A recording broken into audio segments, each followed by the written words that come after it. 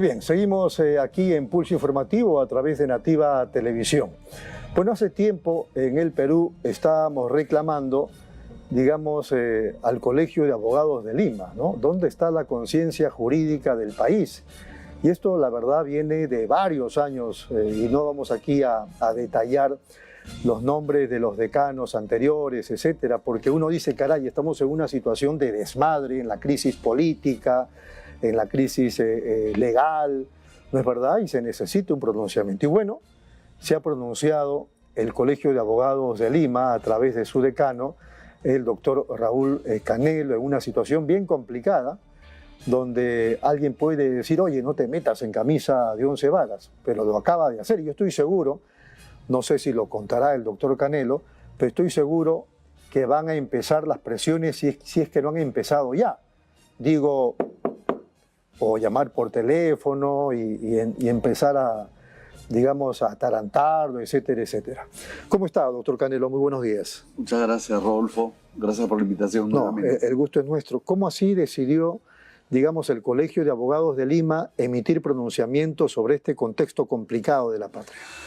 Rodolfo, nosotros hemos venido a tu programa en forma constante, incluso antes de la elección, y habíamos señalado que el colegio tiene que ser un referente, tiene que ser un fiel cuidador de la Constitución y la ley, y eso es para todos.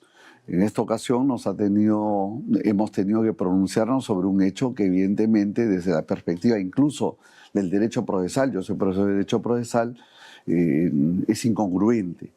Sin embargo, nos hemos pronunciado sobre otros temas. La vez pasada atentaron contra un colega, el doctor Abanto, quien estaba haciendo ejercicio de la defensa, y nosotros tenemos que defender al doctor Abanto. Yo lo sé, lo que pasa es que este tema ha tenido más resonancia. Sí, y bueno, por eso yo lo he visto en varios canales de televisión, en radios, pronunciándose, sí, digamos, frente a ese comunicado. Porque claro, es un tema muy trascendente, pero nuestra tarea es, independientemente de los temas trascendentes o no, si hay una situación anómala, tenemos que pronunciarnos. Así como lo hemos hecho en la defensa de un colega, ahora lo hacemos en defensa de la Constitución y la ley. Y así será. ¿Se ratifica usted en ese comunicado del colegio? Pero absolutamente, absolutamente. ¿Por qué? ¿Por qué? Porque aquí se ha producido una intromisión grave, gravísima, al sistema de administración de justicia, al Poder Judicial. Y eso viola lo que se llama el equilibrio de poderes. El fundamento de un Estado de Derecho es la división de poderes. Y estos poderes tienen que ser equilibrados. Si no hay equilibrio, entonces, ¿de qué sirve la división de poderes? ¿Cierto? Porque lo que se regula no es el desequilibrio de poderes, sino el equilibrio. Pero, digo yo, el Congreso no tenía, digamos, el derecho de ir ante el Tribunal Constitucional con una demanda competencial. Tiene todo el derecho de demandar. Lo que no necesariamente, ese es el ejercicio del derecho de acción que tiene cualquier ciudadano o institución, pero no porque yo demando tengo derecho a ganar, porque cuando uno demanda puede perder también. En este caso entonces es el órgano el que decide qué corresponde. Y aquí no es que ha ganado o ha perdido, porque aún no hay un pronunciamiento sobre este proceso competencial. Lo que ha habido es toda una discusión previa sobre las medidas cautelares. Y he ahí la grave contradicción, porque si por un lado el Poder Judicial, que está ejerciendo función constitucional también, ojo, o sea, porque aquí estamos hablando que se trata de un proceso que si bien empieza en el Poder Judicial, tiene connotación constitucional. Claro, y por ley, hay una acción de amparo de por medio presentada por Inés Tello y Aldo Vázquez. Ante un órgano competente que tiene también función constitucional, si bien está en el Poder Judicial. Ojo. Entonces, y tiene su camino, su mecanismo. Claro, si yo no estoy de acuerdo con la medida cautelar, como de hecho sucedió, el Congreso apela. Y lo ha hecho. Y lo ha hecho. Entonces, la medida cautelar en ese caso sigue vigente de acuerdo a ley, porque hay una apelación. Pero luego viene el Tribunal Constitucional, que no ha resuelto el asunto de fondo, sino dice, esa medida cautelar competencialmente la dejo en suspenso hasta que la Corte Suprema siga revisando el tema de la apelación de la cautelar. ¿Cómo? Si, por ejemplo, el Tribunal Constitucional hubiese dicho, declaro fundada el pedido competencial, muere la cautelar, claro, ahí sí lo entiendo. Ahí sí lo entiendo. Pero no en pleno trámite. Claro, porque aquí lo que se está afectando Y eso es... creo que eso lo establece la Constitución del Estado. Sí, porque nadie puede abocarse a causa pendiente ante el órgano jurisdiccional, ninguna autoridad, funcionario o persona. Lo que yo digo es que acá se está afectando el tema cautelar. ¿Para qué sirve una medida cautelar? Por ejemplo, un embargo, por ejemplo, una intervención en un negocio. Hay medidas cautelares innovativas, de innovar, genéricas. Recordemos que he trabajado en la redacción del Código Procesal Civil, donde justamente por primera vez incluimos estas medidas cautelares. La medida cautelar es una medida de carácter provisional, contingente, se puede modificar. El propio órgano que la da la puede modificar si desaparecen las razones por las cuales la dieron. Entonces, se puede cambiar. ¿Y para qué sirve? Para asegurar el cumplimiento de la decisión final y requiere básicamente dos requisitos, algunos más: la verosimilitud del hecho y el peligro en la demora. Y si la sala penal, la sala constitucional del Poder Judicial otorgó la medida cautelar, entonces ya la otorgó. Puede ser revocada, sí, pero en la instancia superior. Y de pronto viene el tribunal, interviene y dice: no, yo no quiero esa cautelar porque hay un tema competencial acá, se suspende hasta que... Pero ¿cómo? Desnaturaliza el tema cautelar. Y digo esto no solo por el caso concreto, que está mal, es en general, le puede suceder a cualquier ciudadano, ¿cierto? Y entonces nuestra misión no es, en este caso, una posición política ni nada por el estilo, porque nosotros no le respondemos a ningún partido ni agrupación. Es simplemente un análisis jurídico, y más aún en mi condición de profesor de Derecho Procesal, entiendo perfectamente que esto no se puede hacer. ¿Y no teme las presiones, doctor Raúl Cabello? Bueno, pero presiones... No, digo, lo pueden llamar. Haber. Sí, de hecho he conversado con algunos personajes importantes, pero presión no he recibido y en todo caso no le debemos nada a nadie. No estamos hipotecados, nuestra candidatura, como recordarás, era austera, pobre, nadie nos apoyó, no tenemos ningún problema en eso. Y si alguien quiere presionarnos, pues le diremos que no aceptamos presiones, así de simple. Muy bien, ¿qué le parece el contexto? Ya está el pronunciamiento del colegio, se han pronunciado también otras entidades, hemos visto los programas dominicales ayer, está legalmente, me parece, con muchas dificultades, la todavía fiscal suprema suspendida Patricia Benavides. ¿Qué opina de ese contexto usted?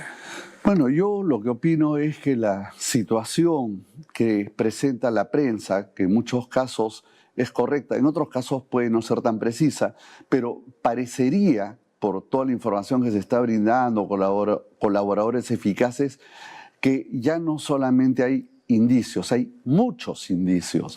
Porque entonces, además no solamente son testimonios, sino en algunos casos corroboraciones. Y lo que preocupa es que hay gente de su entorno, ¿no? Porque no son personajes ajenos, son de su entorno, enemigos, ¿no? Eran justamente sus asesores, sus colaboradores, con quien hizo algún tipo de conversación o lo que fuere. Entonces, eso nos lleva a pensar pues que hay indicios serios, indicios muy complicados. Yo creo que la situación de la señora Benavides es sumamente delicada y el Ministerio Público y el Poder Judicial en su momento lo determinará, pero creo que no tiene salida. Y aparentemente alcanzaría a la Presidenta de la República, porque me pareció escuchar que incluso la Presidenta, cuando va a responder las preguntas de la Fiscalía por el caso de los muertos en las manifestaciones, dice la prensa que ya habría tenido hasta las preguntas.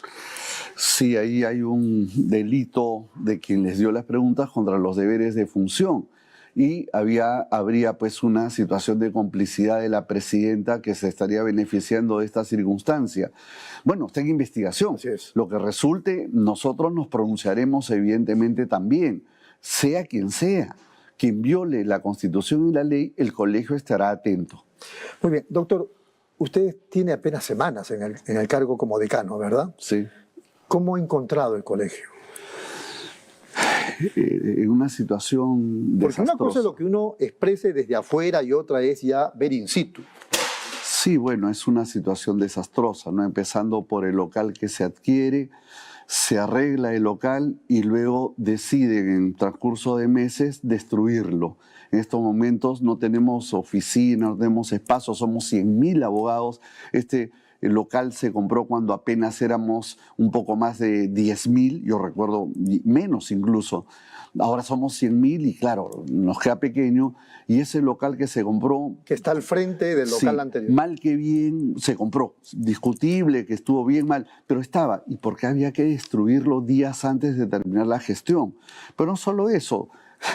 Cosas curiosas. Se inaugura una estatua, averiguo los costos, 60.000 soles por una estatua. Y ya no está la estatua. O sea, la inauguraron, la colocaron en un pedestal de madera y ya no está la estatua. Según me informan, no lo he verificado porque hemos pedido información a los municipios, ¿dónde está? Eso ha costado. Nos dicen que está en el taller del artista, pero ¿qué hace la estatua inaugurada en el taller del artista? Bueno, pero no solamente es eso, ¿no? Son temas delicados, no tenemos contabilidad ordenada desde hace 10, no hay libros, 10 años sin libros. Y entonces cuando contratamos a una empresa de auditoría me dice, pero ¿y tus libros? ¿Por dónde empiezo? No hay libros. Entonces hay que reconstruir los libros para que recién ahí se pueda hacer una auditoría. En fin, la situación no es de la mejor, la situación económica es trágica, la parte de la infraestructura que hemos encontrado es fatal, tenemos que acudir a hacer los gastos necesarios para funcionar por lo menos. ¿Hay indicios de negligencia y de mucha improvisación o hasta de corrupción en la anterior gestión? Bueno, esta situación sospechosa de gastos y de situaciones absurdas, claro, nos puede llevar a especular que también ha habido algún tipo de beneficio económico. Justamente vamos a descartar eso. Estamos trabajando duramente para reconstruir la contabilidad y así hacer las auditorías correspondientes. Muy bien. Este año ya estamos terminando abril, queda mayo hasta el final. ¿Qué pretende el Colegio de Abogados en estos meses que quedan del 2024? Bueno, estamos trabajando muy rápidamente con el tema del policlínico, que también, por ejemplo, un policlínico que de pronto tiene un contrato a 5 años. Bueno, hemos logrado resolverlo. Una empresa administradora que estaba 5 años manejando el policlínico, a último momento le dan 5 años, ¿no? Por ejemplo, un consejo de arbitraje que es tan importante que tenía un plazo de duración de 2 años, le prorrogaron a 5 años. Bueno, yo he hablado con los árbitros, le digo, señores, esto no es ético, lo han entendido, a Dios gracias, y renunciaron. Entonces, bueno, vamos a nombrar un nuevo consejo de arbitraje. Y así por el estilo, donde pasamos, hemos visto contratos que se han amarrado por años. Por ejemplo, la colegiatura. La colegiatura se le paga a una empresa 500 soles por cada colegiado. A la semana hay un promedio de 100. Imagínate, 500 soles se le paga a una empresa por cada colegiado. Exacto. Y el costo, hemos determinado, es de 100 soles, en lo que te entrega la medallita, el lapicerito, el papelito, lo que fuera. Negocio redondo. 100 soles. Y gana 400 soles por cada uno. Y a la semana hay entre 70 y 100 personas.